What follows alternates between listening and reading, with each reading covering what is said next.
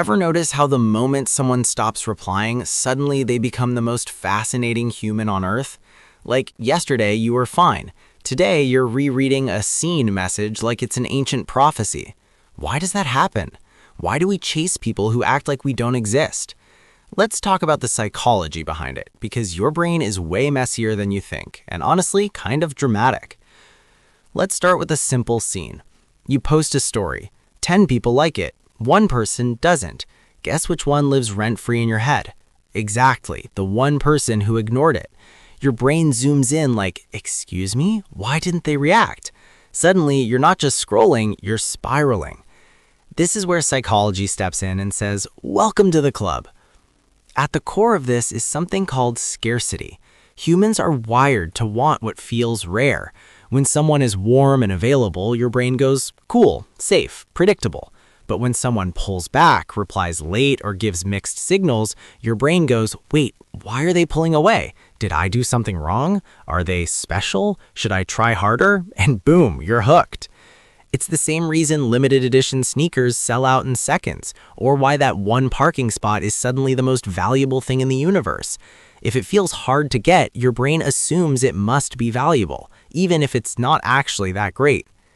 Now let's talk about the real villain here. Your ego. When someone ignores you, it doesn't just hurt your feelings, it pokes your identity. Your brain doesn't say, oh, this person's busy or emotionally unavailable. No, it says this is a personal attack. We must fix this immediately. So you chase, not because you like them more, but because your ego wants validation. Think about it. If they suddenly texted you nonstop, would you still be this obsessed? Probably not. The chase isn't always about love. Sometimes it's about proving you're worthy of attention. And then there's intermittent reinforcement. This one's sneaky. It's when someone gives you attention randomly. One day they're sweet, the next day they disappear.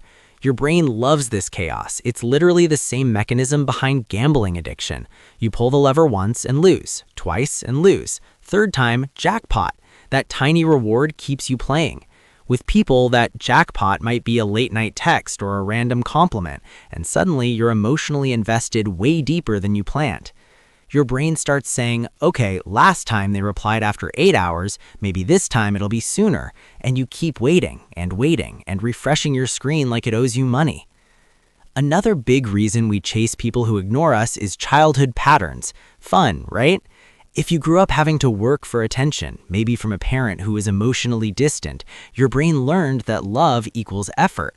So when someone is unavailable, it feels familiar, comfortable, like home, but with anxiety.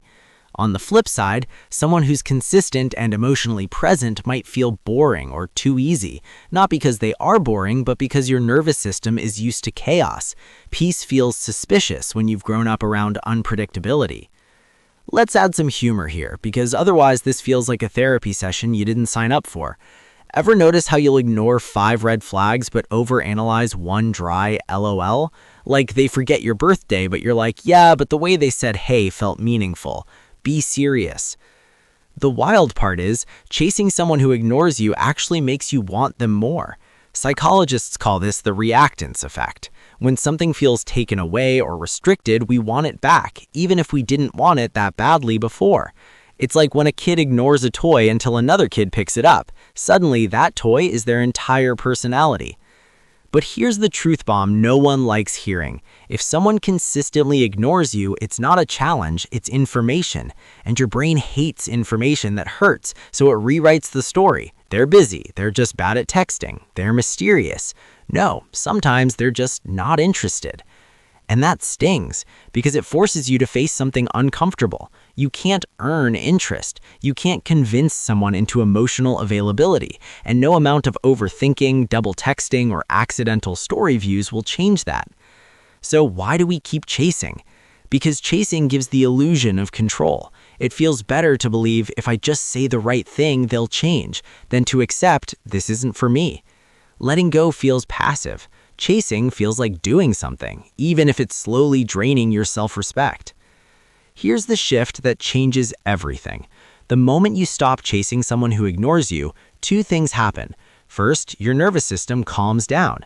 No more checking your phone every 3 minutes, no more mental gymnastics. And second, and this is important, you reclaim your value. Attention stops feeling like something you beg for and starts feeling like something you choose. Ironically, that's also when people sometimes come back, not because you chased harder, but because you stopped making them the center of your world. And if they don't come back, that's still a win, because you're no longer stuck in a loop of waiting, hoping, and overanalyzing silence. So the next time you feel yourself chasing someone who ignores you, pause and ask, do I actually like them or do I just want to be chosen?